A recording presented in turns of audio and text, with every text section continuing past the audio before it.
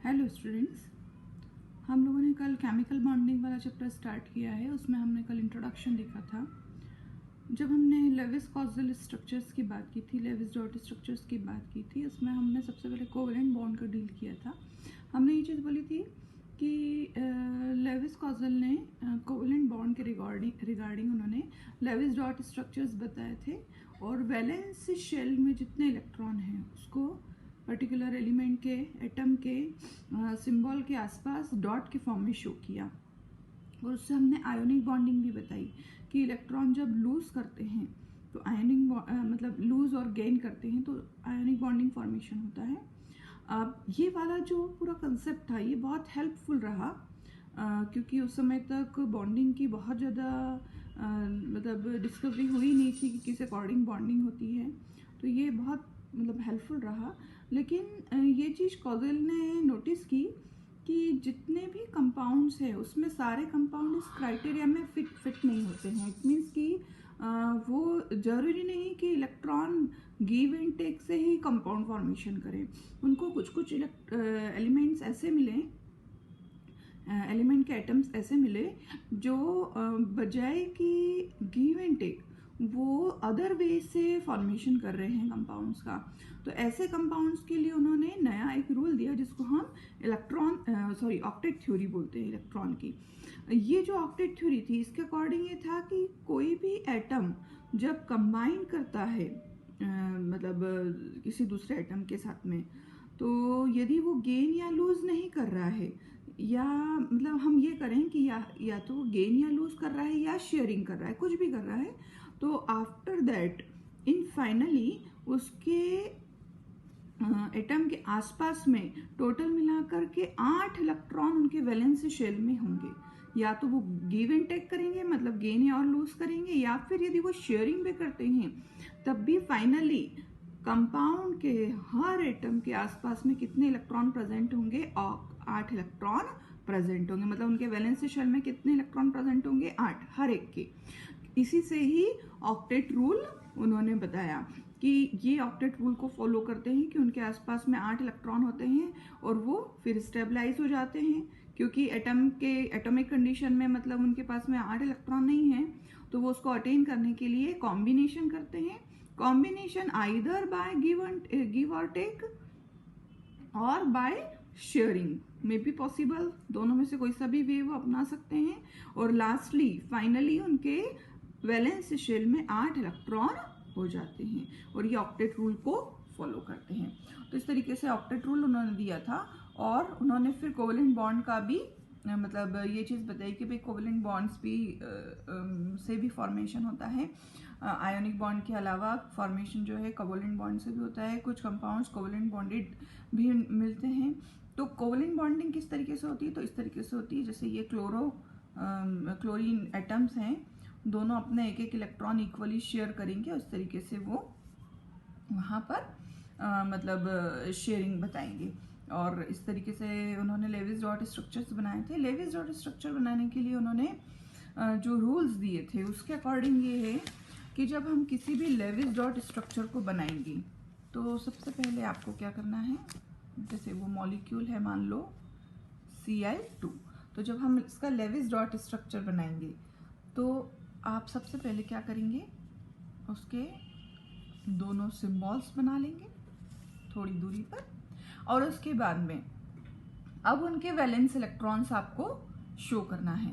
अब valence electron, क्योंकि actually covalent bonding double bond भी होता है, सिंगल बॉन्ड भी होता है, मतलब सिंगल डबल और ट्रिपल तीनों तरह के बॉन्ड बनते हैं। तो अब हमें क्या पता कि इस क्लोरो के जो क्लोरो एटम्स हैं इनके बीच में कौन सा वाला बॉन्डिंग है। तो ये आपको मतलब देखना पड़ेगा लगा करके, इलेक्ट्रॉन्स लगा करके आप देखेंगे कि उनका ऑक्टेट कंप्लीट हो रहा है कि नहीं, क्योंकि उनको ऑक्टेट रूल फॉलो करना है। जब वो ऑक्टेट रूल फॉलो करते हैं तो उनके आसपास में कितने इलेक्ट्रॉन प्रेजेंट होंगे? 8 इलेक्ट्रॉन तो होंगे, लेकिन उनके शेयरिंग में कितने इलेक्ट्रॉन प्रेजेंट होंगे? जितने मतलब जैसे यदि सिंगल बॉन्ड है तो एक पेयर ऑफ इलेक्ट्रॉन प्रेजेंट होगा शेयरिंग एरिया में। यदि उन्होंने डबल बॉन्ड बनाया है तो 2 पेयर ऑफ इलेक्ट्रॉन प्रेजेंट होंगे, और 3 बनाया है तो 3 पेयर ऑफ इलेक्ट्रॉन। तो इस तरीके से मान लो ये क्लोरो मतलब एटम्स की बात करूँ, और उन्होंने क्या करी है, क्लोरीन गैस फॉर्मेशन करी है। अब अपने को नहीं पता है कि अभी इन्होंने दोनों क्लोरो ने क्या करना है, सिंगल बॉन्ड बनाना है कि डबल या ट्रिपल बनाना है। तो ये चीज़ हम इसके इलेक्ट्रॉन पुटअप करने के बाद में ही देख सकते हैं। तो जब भी हम इनके इलेक्ट्रॉन पुटअप करेंगे तो क्या इसमें जितने इलेक्ट्रॉन्स हैं, मान लो क्लोरो के वैलेंस शेल में टोटल कितने इलेक्ट्रॉन होते हैं, 7। तो आपको क्या करना है, सबसे पहले एक इलेक्ट्रॉन को यहाँ इधर रखना है, शेयरिंग वाला, क्योंकि शेयरिंग तो होना ही है, कोवेलेंट बॉन्डिंग है। तो एक इलेक्ट्रॉन हमने शेयरिंग का यहाँ रखा। अब कितने बचे इसके टोटल, 6। तो ये 2 3 4 5 6 और ये 7, मतलब टोटल मिलाकर 7 होना चाहिए शेयरिंग वाला मिला करके। तो ये एक शेयरिंग का, फिर 2 3 4 5 6 7, इसके आसपास आप इसको शो कर देंगे। ऐसे ही हम इसको भी करेंगे, एक शेयरिंग वाला हम यहाँ पर बीच में रखेंगे, और उसके बाद में ये 2 3 4 5 6 और 7, ये हो गए। अब आपको इसकी शेयरिंग करवानी है, और शेयरिंग करवा के ये चीज़ देखनी है कि क्या इनका ऑक्टेट कंप्लीट हो रहा है। मतलब ये इस तरीके से होगी शेयरिंग, ये देखिए।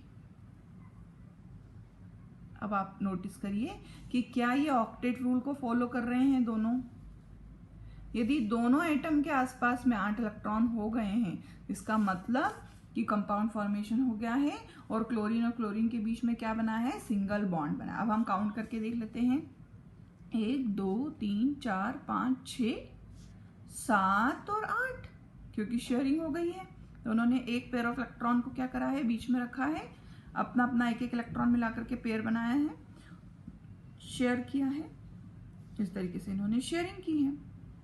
तो ये इस क्लोरो का तो कंप्लीट हो गया। अब इस क्लोरो के गिनते हैं अपन, 1 2 3 4 5 6 7 और 8, इसके भी हो गए। तो इस तरीके से जो क्लोरीन गैस है, इनके जो दोनों एटम्स हैं, इनके बीच में सिंगल बॉन्ड प्रेजेंट होता है, इस तरीके से ये हमने यहाँ पर प्रूव किया है।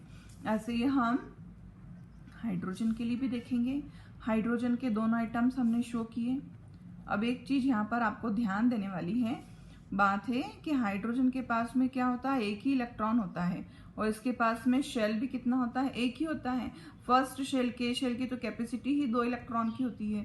तो आप याद रखिएगा, हाइड्रोजन और हीलियम के लिए भी आप क्या करेंगे, डबलेट कंप्लीट करेंगे, ऑक्टेट कंप्लीट नहीं करेंगे। तो हाइड्रोजन के कितने इलेक्ट्रॉन होते हैं, एक ही होता है, तो वो क्या करना है, आपको दोनों का बीच में रखना है शेयरिंग के लिए, और फिर क्या करेंगे, ये शेयरिंग करवाई। अब देखिए आपके डबलेट कंप्लीट हो गया है क्या इनका, यस हो गया है। तो इस तरीके से मतलब हाइड्रोजन और हाइड्रोजन के बीच में कौन सा बॉन्ड है, सिंगल बॉन्ड है। ये इस तरीके से हमारा कंप्लीट हुआ। इसके बाद में और एक हम ले लेते हैं, जैसे हम ऑक्सीजन की बात करें। अब ऑक्सीजन के बीच में कौन सा बॉन्डिंग है, यदि आपको पता है जब तो ठीक है, लेकिन यदि उसको प्रूव करने बोला, how will you prove that the oxygen molecule have this type of bond, तो you can prove it by the Lewis dot structure. जैसे हमने सबसे पहले बनाया, ये ऑक्सीजन के सिंबल्स बनाए। ऑक्सीजन के सिंबल बनाने के बाद में अब आप क्या करेंगे, सबसे पहले एक एक इलेक्ट्रॉन दोनों के कहाँ रखेंगे, बीच में रखेंगे। ये ऑक्सीजन का ये एक इलेक्ट्रॉन रखा। टोटल आउटर मोस्ट शेल में इसके कितने इलेक्ट्रॉन हैं, ये आपको कॉन्फ़िगरेशन से पता होना चाहिए। हमें पता है ऑक्सीजन का कॉन्फ़िगरेशन क्या होता है, 1s2 2s2 p कितना होता है, यस 8 एटॉमिक नंबर है इसका, तो T2p4 होगा। मतलब आउटर मोस्ट शेल में कितने इलेक्ट्रॉन हो गए, ये आखिरी शेल है इसका, तो कितने हो गए, ये 6 इलेक्ट्रॉन्स हो गए। एक आपने यहाँ रखा, ये 2 3 4 5 और ये 6, ये हो गए। अब इस ऑक्सीजन के भी रखेंगे, क्योंकि ऑक्सीजन का कॉन्फ़िगरेशन तो सेम ही होगा। एटॉमिक नंबर कितना होता है इनका, 8 होता है, तो ये एक इलेक्ट्रॉन हमने इसका भी बीच में रखा। 2 3 4 5 6, ये हो गए। अब आप काउंट करके देखिए आफ्टर शेयरिंग, क्या इसमें 8 इलेक्ट्रॉन हो गए हैं सभी के, ये देखिए इस तरीके से शेयरिंग होगा। अब हम काउंट करेंगे कि सिंगल बॉन्ड दोनों के बीच में प्रेजेंट है या नहीं है।